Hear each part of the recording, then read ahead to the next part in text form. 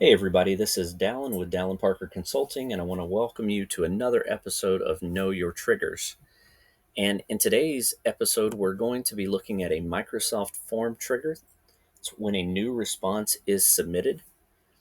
And in our case, we are connected to a Microsoft form called Save Your Seat.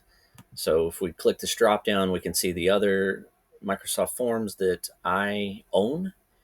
If I wanted to connect to a form that I have access to but I don't own, then I could enter a custom value and I would need the form ID.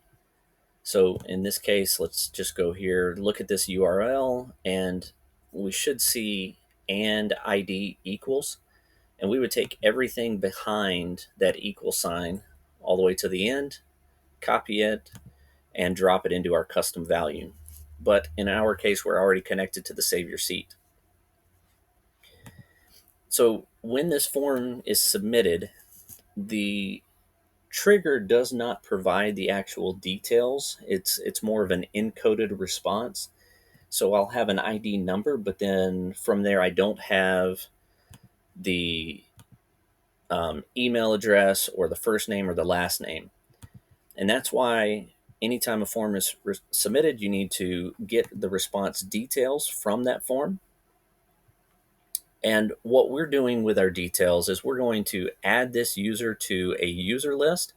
But first, we want to make sure that they don't already exist on the user list. So we're checking the user list for the email account. If it doesn't exist, then we're creating an item or adding the user. And then we're going to send this person an email. And I have a list of emails here and the sequence that they come out in. So week one, this email is triggered from the flow of when a new response is submitted. And then all of the subsequent ones would be triggered from a weekly recurrence in Power Automate.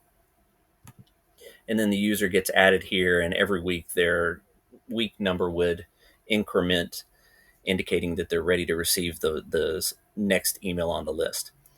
So here we're saying get the email, which is email one, send them that information, and then update their week number to week two, indicating that they've already received the week one email. It's a little bit complex, but it's a fun use case for when a response is submitted. Some other things we could do is if we had this event registration one, for example,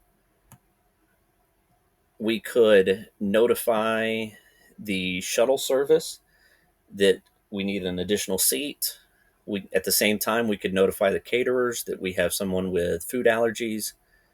We can let the marketing team know which pieces of collateral are working better than others. They found it from the website or word of mouth or email newsletter. And then we can also provide the marketing team with here's the contact information and how they prefer to be contacted. All of these things would have been manual touch points had we not been able to set up a Power Automate flow. So let's go back to our particular flow that we're looking at today, the Save Your Seat response. And we'll go ahead and submit a response here. We're going to use our client demo email account. Say Dallin Parker. And this flow runs relatively quickly. So let's take a look at our client onboarding user list. We'll refresh this. We see that client demo's been added. I'm already in week two because I've just received that week one email. Opt-in is marked as yes. And now I can see that I've got the welcome email. And this could have been an HTML file or a prettier version of the email, but that's not what we're focused on today. Another use case for this particular trigger of when a form response is submitted is to create an unsubscribe function. So in my email signature, I've got this unsubscribe. So the user can come in and say, okay, for client demo 1024, yes, I wish to unsubscribe. And we have another flow that is going in, finding the email address here in our user list, and when I refresh, we should notice this opt-in check mark disappear because the user no longer wants to receive emails. So again, a number of things that we can do with the when a response is submitted in Microsoft Form. The goal with all automation is not to reduce the amount of work that's being done, but just to eliminate the touch points so that we can do more work that's value add to the company, value add to our businesses.